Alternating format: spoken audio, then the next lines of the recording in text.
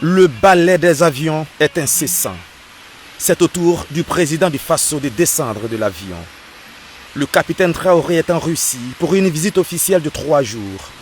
72 heures d'un séjour qui coïncide avec la commémoration du 80e anniversaire de la victoire du peuple soviétique sur le nazisme. L'hôte de marque de Poutine foule le tapis rouge du Kremlin. Puis, poignée de main chaleureuse entre les deux hommes. Le lendemain, sur la place rouge,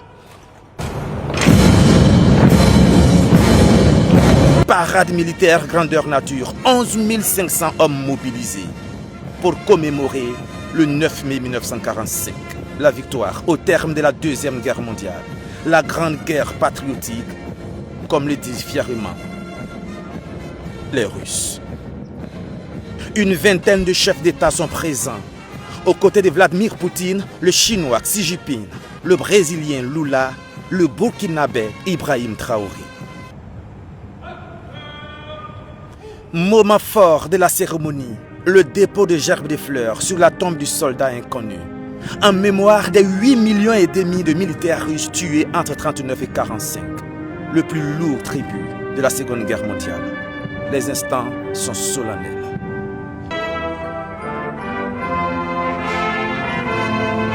Au deuxième rang, le capitaine Traoré, lui le militaire dont le pays est en guerre.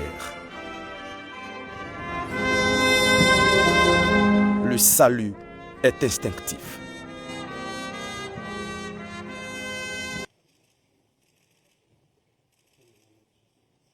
Suite de la visite officielle, changement des décors. Les deux chefs d'État, Poutine et Traoré, font leur entrée dans ce bureau où attendent leurs délégations respectives pour une séance de travail.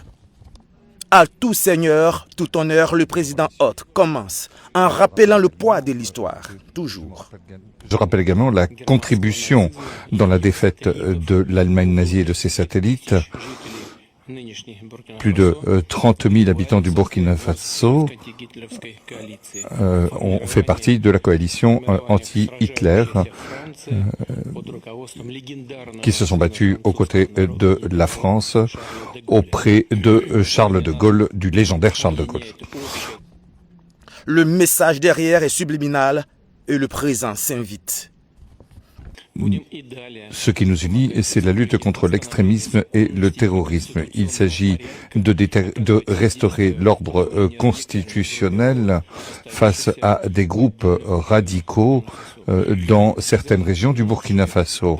Le président du Faso fait lui aussi un clin d'œil à l'histoire de la guerre. Au niveau de la parade, je tiens à dire que j'ai été émerveillé de voir l'enchaînement des engins qui ont défilé devant nous, notamment depuis le char mythique T-34 qui a gagné lors de la Grande Guerre jusqu'aujourd'hui au char moderne, combien l'armée russe s'est modernisée, combien la technologie a participé à renforcer cette armée. Et dans ce cadre, nous souhaitons que la coopération que nous avons puisse se renforcer de façon exponentielle. La guerre, mais pas que, une vision aussi, surtout. Parce que le terrorisme qui est là aujourd'hui n'est pas du terrorisme, c'est de l'impérialisme. Ce sont nos terres qui intéressent ceux qui nous combattent. Et donc, finir avec cette guerre, avoir une armée forte et lancer le développement de notre patrie, telle est l'essence de notre combat. Et pour le chef de l'État, tout commence par l'éducation. Notamment les sciences.